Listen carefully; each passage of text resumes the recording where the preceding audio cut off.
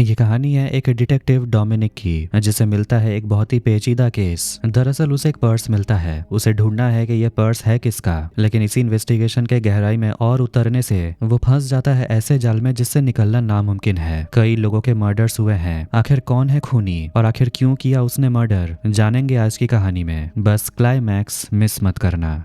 Film की शुरुआत में ही कई जगहों पर एक डिटेक्टिव के नोटिस चिपके हुए दिखाए जाते हैं। पुलिस स्टेशन के सामने भी जो नोटिस चिपका था उसे पुलिस वाले फाड़ कर फेंक देते हैं। उसके बाद उस डिटेक्टिव को एक असिस्टेंट चाहिए था। इसके लिए उसने एक ऐड भी दिया था। विग्नेश नाम का एक लड़का उस इंटरव्यू के लिए आता है। उसे लोग विक्की बुलाते हैं। जब वो डिटेक्टिव का घर ढूंढते हुए वहां पर पहुंचता है तो कितने भी बुलाने पर कोई दरवाजा नहीं खोलता। दरवाजा खुला हुआ था। जब वो अंदर जाता है तो वहां के डिटेक्टिव के इन्वेस्टिगेट किए जा रहे एक केस का वीडियो टीवी पर चल रहा था। ये सब देखकर वो थोड़ा इम्प्रेस होता है। जैसे ही वो उसे पुकारते हुए अंदर जाता है, डिटेक्टिव कमरे से बाहर आता है। यही है हमारे फिल्म का हीरो, सीआई डोमिनिक। वो पहले पुलिस में था। कुछ कारणों से वो अब नौकरी छोड़कर डिटेक्टिव का काम में लग गया है। विग्नेश को देखते ही वो उसे बैठने के लिए बोलता है, लेकिन वो उसे कोई सवाल नहीं पूछता। थोड़ी देर उसे गौर से देखने के बाद बोलता है, तुम्हें अपॉइंट कर लिया गया है। ये सुनकर विक्की खुद हैरान होता है। फिर डोमिनिक बोलता है कि हमें तुरंत एक केस के सिलसिले में बाहर जाना है और उसे लेकर बाहर निकल जाता है। वो जिस रूम में रहता है उसकी हाउस ओनर मतलब मकान मालकिन पास ही में रहती थी। उस लेडी का नाम है माधुरी। नीचे आने के बाद वो पास ही के एक दुकान में खाना खाते हैं। इसी बीच विकी पूछता है, सर बिना एक भी सवाल पूछे आपने मुझे कैसे चुन लिया? तब डोमिनिक कहता है, तुम्हें देखते ही तुम्हारी आंखों के डार्क सर्कल्स देखकर समझ गया कि तुम्हें नींद नहीं आती और इस काम के लिए पहली क्वालिटी यही है। तुम्हारे बैग का स्टिकर देखकर लगा कि तुम हाल ही में विदेश ट्रिप पर गए थे, हो सकता है पोर्टुगल या फिर ब्राजील। फिर तुम्हारी टैनिंग देखकर पक्का हो गया कि तुम ब्राजील गए हो, क्योंकि वो एक गर्म देश है। तुम्हारे कपड़े ब्रांडेड हैं, इसलिए तुम पैसों के लिए काम पर नहीं आ रहे हो, तो मुझे ज्यादा सैलरी भी तुम्हें देनी नहीं पड़ेगी। जब तुम बैठे थे तुम्हारे फोन पर बुक माई शो का नोटिफिकेशन आया था।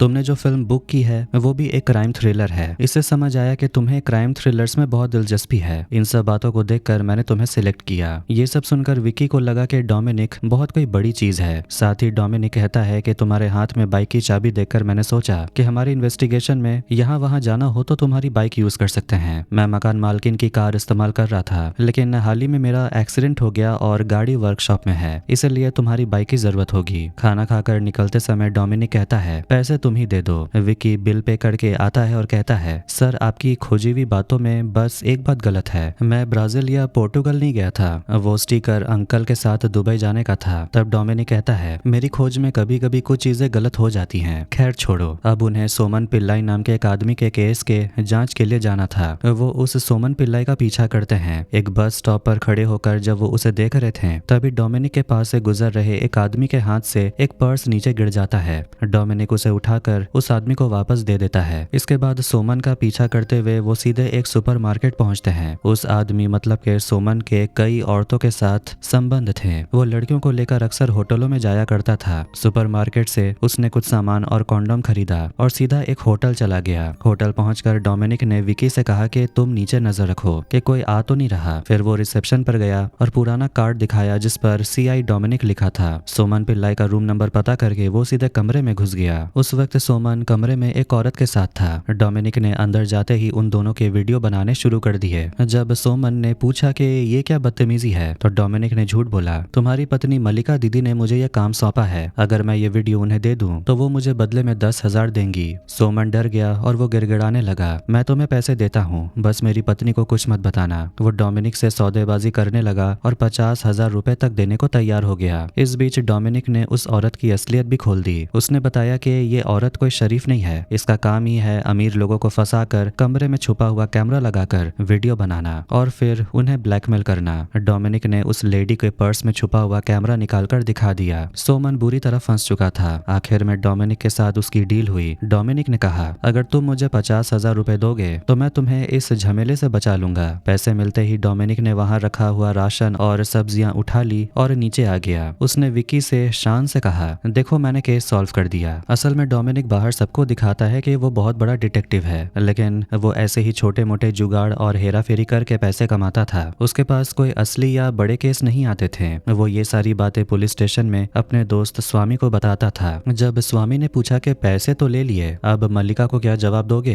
तो डोमिनिक हंसकर बोला, कौन मल्लिका? मैं तो किसी मल्लिका को नहीं जानता। दरअसल उसे किसी ने हायर नहीं किया था। उसे बस पता था कि सोमन पिल्लाई रंगीन मिजाज आदमी है, इसलिए वो उसे डरा कर पैसे ऐंठने गया था। यानी कि डोमिनिक थोड़ा टेढ़ा और जुगाड़ू किस्म का आदमी था। वहां से मिला हुआ सामान और सब्जियां लेकर वो अपनी मकान मालकिन माधुरी के पास गया। वो अक्सर वहीं खाना खाता था। खाना खाते समय माधुरी ने उससे कहा, एक काम करो, मैं तुम्हें एक असली केस देती हूँ। आज जब मैं हॉस्पिटल गई थी तो मुझे वहाँ एक पर्स मिला। अगर तुम इसके मालिक को ढूंढ कर उसे लौटा सको तो देखो। माधुरी ने बताया कि उसने हॉस्पिटल से और कई लोगों से पूछा, यहाँ तक कि एक ऑटो ड्राइवर ने भी कहा कि पुलिस के पास मर्डर के सुलझाने का वक्त नहीं है, तो ये पर्स किसका है उसे कैसे ढूंढेंगे। इसलिए वो उसे घर ले आई। पर्स के अंदर कुछ पैसे और एक सोने की चेन थी। डोमिनिक ने पहले तो मना कर दिया और कहा कि इस काम के लिए मुझे कोई फीस नहीं मिलेगी, तो मैं ये काम क्यों करूं। तब माधुरी ने उसे याद दिलाया, तुमने पिछले 4 महीने से रेंट नहीं दिया। मकान मालकिन माधुरी ने डोमिनिक से कहा, अगर तुम इस पर्स के मालिक को ढूंढ लेते हो तो तुम्हें पिछले 4 महीने का किराया देने की जरूरत नहीं है। ये सुनते ही डोमिनिक तुरंत राजी हो गया। डोमिनिक ने जब पर्स की बारीकी से जांच की तो उसमें उसे कागज के कुछ फटे हुए टुकड़े और एक मेमोरी कार्ड मिला। उसने विकी से उन टुकड़ों को जोड़ने को कहा। जोड़ने पर पता चला वो एक बैंक लोन का पेपर था, लेकिन उस पर नाम और पता नहीं था, सिर्फ एक लोन नंबर लिखा था। डोमिनिक ने अपने जान पहचान के एक बैंक मैनेजर को फोन किया। ये वही मैनेजर था जिसे डोमिनिक ने पहले किसी मामले में रंगे हाथों पकड़ा था। डोमिनिक ने उसे उसकी पुरानी फोटो दिखाकर डराया और उस लोन नंबर से जुड़ी जानकारी निकलवा ली। पता चला कि वो पर्स पूजा रविंद्रन नाम की एक लड़की का है। पता मिलते ही डोमिनिक और विकी सीधे पूजा के घर पहुंचे। वहां पता चला कि पूजा अपनी 2 सहेलियां जेंसी और राम्या के साथ रहती थी। उन सहेलियों ने बताया कि पूजा पिछले 4 दिनों से मिसिंग है। ये सुनकर विकी और डोमिनिक चौंक गए। पूछताछ में सहेलियों ने कुछ खास बातें बताई। पूजा का 2 साल पहले एक सीरियस अफेयर था, लेकिन फिर उसका ब्रेकअप हो गया। एलबी नाम का एक लड़का उसे बहुत परेशान करता था। पुलिस में शिकायत के बाद उसने पीछा छोड़ दिया था, लेकिन पिछले हफ्ते उसने नशे में आकर पूजा को जान से मारने की धमकी दी थी। गायब होने से एक दिन पहले पूजा ने बताया था कि वो अपने एक्स बॉयफ्रेंड कार्तिक से मिलने जा रही है। कार्तिक ने जो एड्रेस दिया था वो फर्जी निकला। पूजा की मां ने भी पुलिस में रिपोर्ट दर्ज कराई, लेकिन पुलिस को कोई सुराग नहीं मिला। डोमिनिक वापस आकर माधुरी को बताता है कि पर्स पूजा नाम की लड़की का है, लेकिन वो गायब है। डोमिनिक कहता है, मेरा काम खत्म हुआ, क्योंकि आपने सिर्फ मालिक को ढूंढने को कहा था। लेकिन माधुरी परेशान हो गई और वो जानना चाहती थी कि उस लड़की के साथ आखिर हुआ क्या। उसी शाम डोमिनिक की एक्स वाइफ लक्ष्मी उससे मिलने आती है। वो और उसके नए पति दुबई शिफ्ट हो रहे थे, इसलिए वो अपने पालतू कुत्ते को डोमिनिक के पास छोड़ने आए थे। लक्ष्मी बहुत शो ऑफ करती है कि उसका पति दुबई में बहुत बड़ा बिजनेस करता है, लेकिन उनके जाते ही डोमिनिक ने विकी को बताया कि असल में उसका पति एक मामूली कंपनी में काम करता है और लक्ष्मी को इसके बारे में पता ही नहीं है। रात को माधुरी फिर से डोमिनिक के पास आती है और उसे रिक्वेस्ट करती है कि वो किसी भी तरह पूजा को ढूंढे। जब डोमिनिक पूछता है कि माधुरी को इसमें इतनी दिलचस्पी क्यों है, तो वो कहती है, मेरा बेटा पहले शिप में नौकरी करता था, एक हादसे में वो लापता हो गया। वो कभी ना कभी वापस आएगा, ये सोचकर मैं इतने समय से इंतजार कर रही हूँ। वैसे ही उस लड़की के घर वाले भी इंतजार कर रहे होंगे, इसीलिए कैसे भी करके इस लड़की को ढूंढना है। डोमिनिक फिर से पूछता है कि इससे मुझे क्या फायदा होगा। तब माधुरी कहती है, तुमने मेरी कार को ले जाकर एक्सीडेंट कर दिया था, जो अभी वर्कशॉप में पड़ी है। उसे ठीक कराने के लिए कम से कम 50,000 चाहिए, वो तो वैसे भी तुम देने वाले नहीं हो। ये सुनकर डोमिनिक कहता है, वो सब ट्रैफिक सिग्नल की दिक्कत थी। जहाँ लाल जलाना था वहाँ पीला जला, जहाँ पीला जलना था वहाँ हरा जला। उस मिस्टेक की वजह से मेरा एक्सीडेंट हुआ था। माधुरी कहती है, जो भी हो, तुमने कई बार मुझसे पैसे भी उधार लिए हैं। अगर तुम इस लड़की का केस सॉल्व कर देते हो तो तुम्हें एक भी पैसे वापस लौटाने की जरूरत नहीं। माधुरी की ये बात सुनकर डोमिनिक आखिर में केस लेने का फैसला करता है। वो सीधे एलबी के घर जाता है, जो पूजा का पीछा करके उसे परेशान करता था। वहाँ पहुंचने पर एलबी की माँ उसके बारे में बहुत बुरी बातें बताती है। वो कहती है कि वो यहाँ भी झगड़ा करके मेरे जोड़ कर रखे हुए पैसे लेकर भाग गया, उससे मुझे सिर्फ परेशानी ही मिली है। आखिर में डोमिनिक उसके एक दोस्त को ढूंढकर उसके जरिए एलबी को पकड़ लेता है, लेकिन डोमिनिक को देखते ही एलबी भागने लगता है। डोमिनिक उसके पीछे दौड़ता है। इस बीच एलबी कहता है कि मैंने कुछ भी नहीं किया, वही बेवकूफ मुसीबत खड़ी करने आई थी। जब डोमिनिक पूछता है, तुमने उसे आखिरी बार कब देखा, क्या तुम इन्फो पार्क वाली पूजा की बात कर रहे हो, तो एलबी कहता है, हाँ, उससे मेरा झगड़ा बहुत पहले हुआ था और सब कुछ खत्म हो गया। अब मैं किसी और लड़की के साथ हूँ, मेरा पूजा से कोई लेना देना नहीं। वो आपस में बात करते करते लड़ने लगते हैं और इसी बीच डोमिनिक को बचाने के लिए विकी आता है और एलबी के सिर पर दे मारता है, जिससे कि वो बेहोश हो जाता है। इसके बाद दिखाया जाता है कि पुलिस आकर उन दोनों को लॉकअप में डाल देती है। विकी बहुत टेंशन में आ गया था, क्योंकि वो पहली बार लॉकअप में गया था। डोमिनिक ने विकी से कहा कि वो पुलिस में बहुत ईमानदारी से काम करता था, इसीलिए उसका बार बार ट्रांसफर होता था और आखिर में तंग आकर उसने नौकरी छोड़ दी। लेकिन उसी पुलिस स्टेशन में दूसरे पुलिस वालों से विकी को पता चलता है कि डोमिनिक बहुत बड़ा रिश्वतखोर था और फर्जी सर्टिफिकेट जमा करने की वजह से उसे नौकरी से निकाला गया। तभी डोमिनिक और विकी को बाहर निकालने के लिए माधुरी आती है, साथ में एल्बी की माँ भी थी। जब उन्होंने कहा कि उन्होंने कोई शिकायत नहीं की तो पुलिस ने उन दोनों को छोड़ दिया। घर वापस आकर डोमिनिक पूजा के पर्स से वो मेमोरी कार्ड निकालता है और चेक करने लगता है। मेमोरी कार्ड पासवर्ड से सिक्योर था। वो तीनों मिलकर पासवर्ड डालते हैं लेकिन कई बार कोशिश के बाद भी नहीं खुलता। आखिर में माधुरी एक बार कोशिश करती है और जैसे ही पूजा 1 2 3 टाइप करती है मेमोरी कार्ड खुल जाता है। ये 2 साल पुराना मेमोरी कार्ड था जिसमें सिर्फ पूजा की फोटो थी, कार्तिक की नहीं थी। इसमें एक वीडियो भी था जो पूजा और कार्तिक ने मिलकर मुन्नार में किसी होटल में बनाया था। वीडियो में कार्तिक का चेहरा नहीं दिखता क्योंकि वो वीडियो रिकॉर्ड कर रहा था, लेकिन बैकग्राउंड में टीवी पर न्यूज चल रही थी और न्यूज में एक लाइब्रेरी का उद्घाटन दिख रहा था। डोमिनिक उस पंचायत मेंबर की फेसबुक आईडी चेक करता है जिससे उसे पता चलता है कि उद्घाटन 31 नवंबर 2021 को हुआ था, मतलब कि वो दोनों उसी दिन वहां पर गए थे।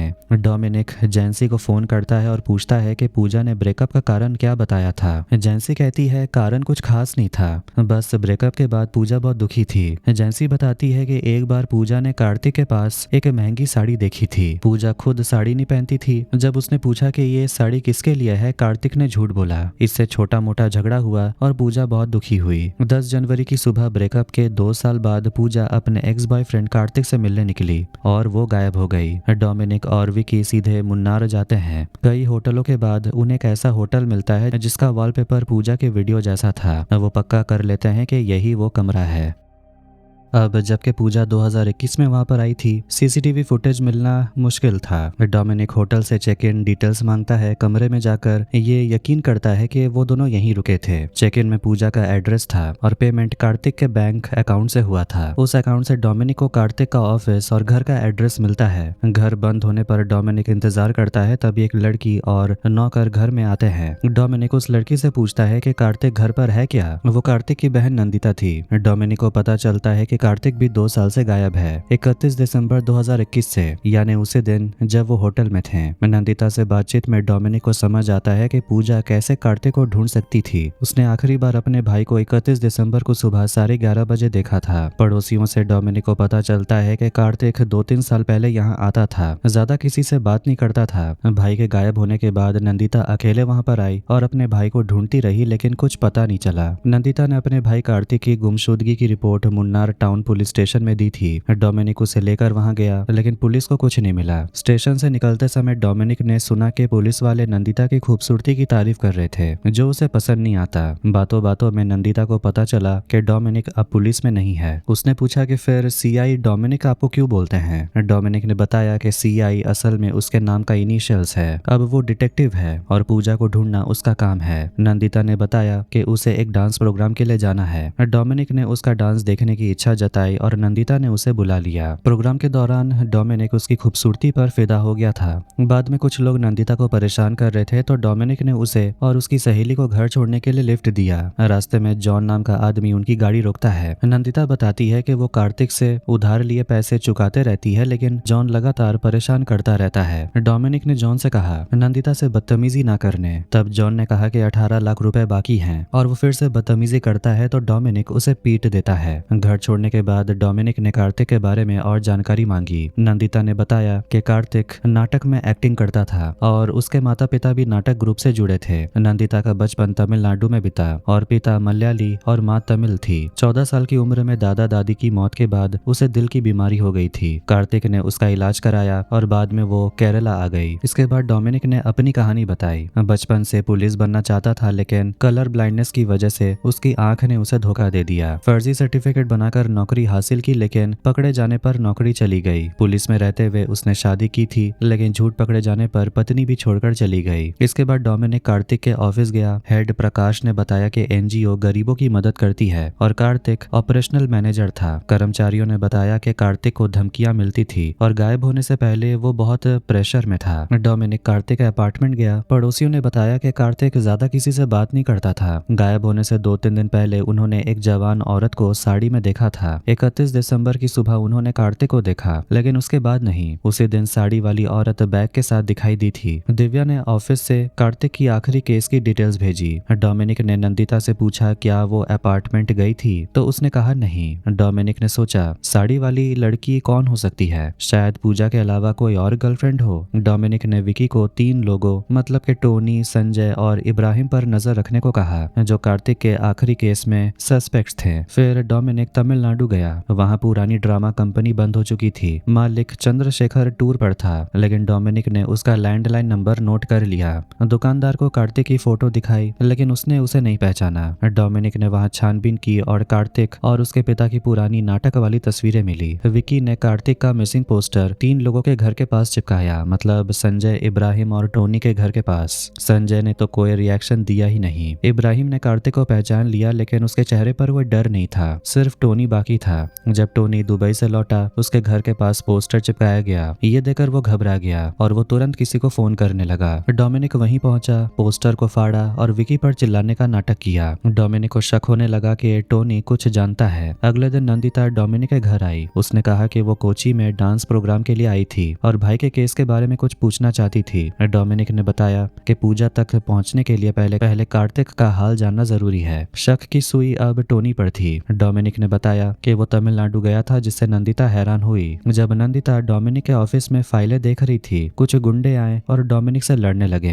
डोमिनिक ने उन्हें पीट कर भगा दिया। तभी टोनी का फोन आया और धमकी दी, लेकिन डोमिनिक डरा नहीं। बाद में विक्की के साथ कार्तिक के बॉस प्रकाश का इंस्टाग्राम चेक किया। न्यू ईयर के पास फोटो में प्रकाश के माथे पर चोट का निशान था, जो 31 दिसंबर की शाम वाली फोटो में नहीं थी। डोमिनिक ने प्रकाश को जाल में फंसाने की कोशिश की, लेकिन कर्मचारी ने झूठ बोलकर उसे बाहर भेज दिया। डोमिनिक ने फिर पूजा की मां से मुलाकात की। उन्होंने दुख जताया कि पुलिस को केस में दिलचस्पी है ही नहीं। उन्होंने बताया कि पूजा कार्तिक से प्यार करती थी, लेकिन वो बिना बताए कहीं चला जाता था। गायब होने वाली सुबह पूजा ने वीडियो लिंक भेजा था, जो नहीं खुला। डोमिनिक ने पर्स उनकी मां को सौंपा। उसी समय फ्लैशबैक शुरू हुआ। डोमिनिक और विकी बस स्टॉपर थे। तभी एक चोर पूजा का पर्स छीनकर भागा और डोमिनिक ने उसे वापस लौटाया। फिर कार्तिक के बॉस प्रकाश को उसकी सहकर्मी दृश्या का रोमांटिक मैसेज आया। दृश्या डोमिनिक के पास आई और कहा कि कार्तिक उसका अच्छा दोस्त था। डोमिनिक ने प्रकाश से पूछताछ की। कॉल रिकॉर्ड से पता चला कि टोनी ने सबसे पहले प्रकाश को फोन किया।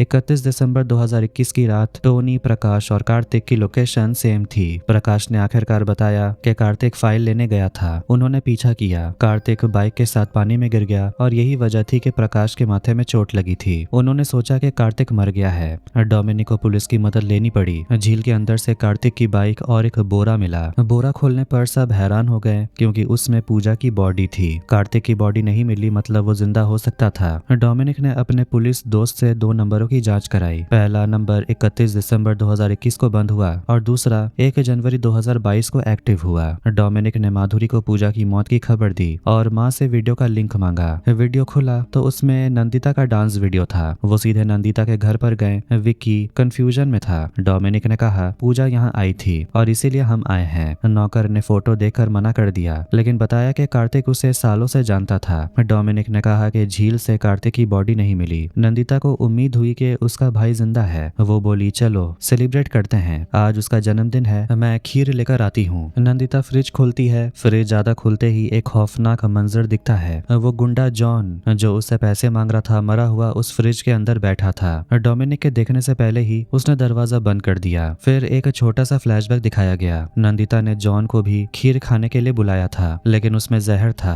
जिसे खाकर उसकी मौत हुई। डोमिनिक खीर खाने से पहले पूछता है तुम्हारा जन्मदिन कब है? वो कहती है 1 जनवरी। उम्र पूछने पर वो 25 साल बताती है। फिर डोमिनिक पूछता है 15 साल की उम्र में तुम्हारी हार्ट सर्जरी हुई थी, उसके बाद तुम कहाँ थी? उसने बताया वो नगर कोयल में अपने चाचा चंद्रशेखर के साथ 4-5 साल रही थी। फिर कोलकाता चली गई। कोलकाता में वो 3 साल डांस ट्रेनिंग के लिए रही और फिर पिछले 2 साल से यहाँ है। जब डोमिनिक ने बंगाली में बात की तो उसने भी बंगाली में जवाब दिया। फिर डोमिनिक ने असली सवाल पूछा, कार्तिक के फोन से कभी किसी कोलकाता वाले नंबर पर कॉल नहीं गया, तुम लोग बात कैसे करते थे? नंदिता ने बहाना बनाया, हम फोन पर बात नहीं करते थे, मैं तब फोन का इस्तेमाल नहीं करती थी, हम मिलकर बात करते थे। डोमिनिक ने जब कोलकाता के किसी पड़ोसी का नंबर मांगा तो वो डर गई और बहस करने लगी, चिल्लाने लगी कि क्या आप मेरा इंटरव्यू ले रहे हो? आप तो पुलिस भी नहीं हो, आप मुझे इस तरह हरास नहीं कर सकते। डोमिनिक अब स्ट्रिक्ट हो जाता है और वो कहता है 15 साल की उम्र के बाद की नंदिता को किसी ने नहीं देखा और उसका कोई रिकॉर्ड भी नहीं है। कार्तिक के गायब होने के बाद ही दुनिया ने नंदिता को जाना और फिर पूछता है कि क्या पूजा यहाँ आई थी।